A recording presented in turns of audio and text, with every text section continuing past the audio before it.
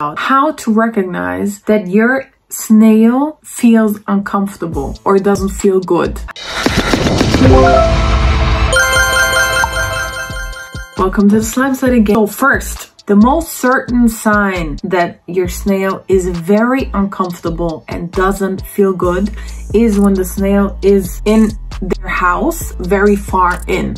Somebody wrote that comment under one of my videos, fallback syndrome or something. It's such a bullshit. I don't know who came up with this, but this is like the most weirdest thing I heard. So guys, if you have a snail and it's very far deep in the house, it means it doesn't feel good. That's all it means. And depending on the species, they're more likely to do that because they're more sensitive. Like Lisaratina reticulata will more likely do that than other snails if you, for example, change something enclosure or change the soil or something like that. They can do that up to 1 week because they're pissed, because they're afraid, because, you know, it just means they're not feeling good.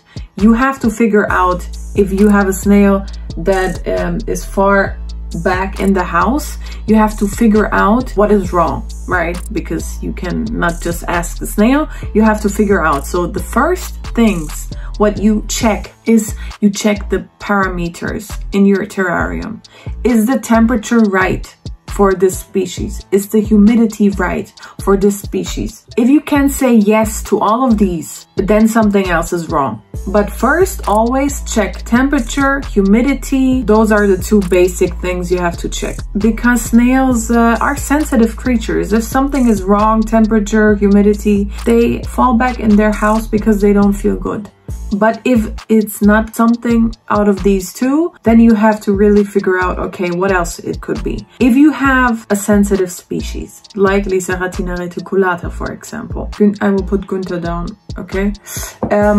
If you change something in the enclosure of the Lisaratina reticulata, they are so sensitive that they will be, just call it, they're mad or they feel uncomfortable even for 1 week because something changed in their terrarium. So even if you put the plant differently, you move the plant from the left to the right, she will be far in the house until she adapts to the new environment. If you have this species, please don't clean in the enclosure. You don't have to clean it at all. If you have the small creatures that clean up the dirt inside that I recommend in my other video, and don't move the plants or anything because it makes the snail feel very uncomfortable, this species. This is mainly the reason why snails fall back in their house. These are the two things: changing in the enclosure, in their environment, something, or you don't have the right parameters for that species. The giant African land snail species are very different from each other and they need different things, different humidity, different temperature. And if something is off, then you need to change it. And the snail you will see it. You will either see it that it falls back in the house, or that the house doesn't grow well. If the house doesn't grow well, also the parameters are not perfect for the snail. And then the third thing, what I see a lot is because, you know, sometimes people rescue snails from some place, a lot of times some kindergarten in Germany or school, and then somebody rescues them because the kindergarten wants to get rid of it or whatever, and they come in such a bad shape. It's like the worst cases I saw was always from kindergarten, and then second ones are from school. In these cases, when they are rescued, they are a lot of times like years in conditions where they're kept wrong for their species. Totally wrong growing of the house, and also they are thin a lot of times, very thin, yeah, way back in their house.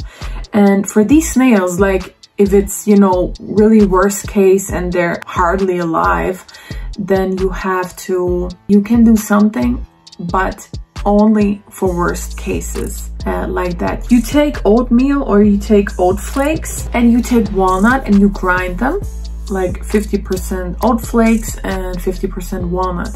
You grind them and then you add a little bit of water and then you give that to the snail. That is like a power booster, but that is, you know, because it's simple sugar oatmeal and it goes directly to their system. This is what you can do if you have, like, you know, life-threatening conditions and the snail's very thin and you rescued it or something like that.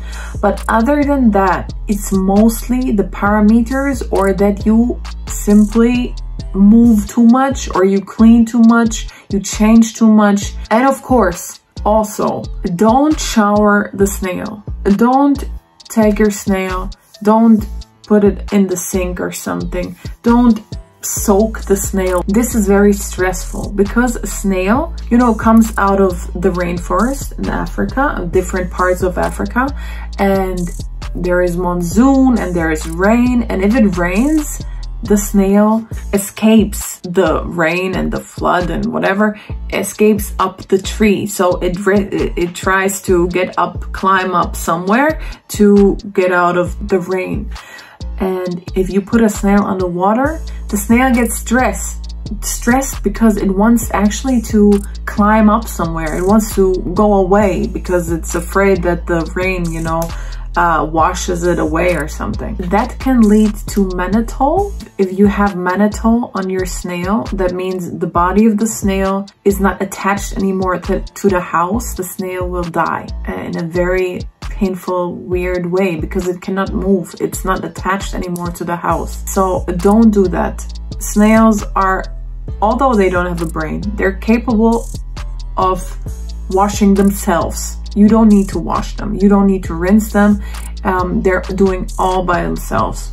The other thing, how you can see how a snail is stressed, is not only do they fall back into their house very deep, they also produce a lot of slime when they're stressed, but thin slime, not sticky slime. It's like water. If a snail is very stressed, it produces like water-like slime. If Günther is stressed, you know, then the slime really runs down my hand. And I know, okay, now it's enough. He had enough. He wants to go back. This is the reason why the cosmetic industry uses the practice of fear with snails, because then they produce more slime. So if you recognize on your snail this very liquidy slime, you know your snail is stressed. Then put it back in the terrarium, leave it alone, and yeah, all will be good. So these are the main things, how you can recognize something is wrong or off and what you can do about that. But believe me, if the snail is very deep in the house, it is mainly because the parameters are wrong or you moved something in the terrarium. So if this was any helpful, see you next time on the slime side.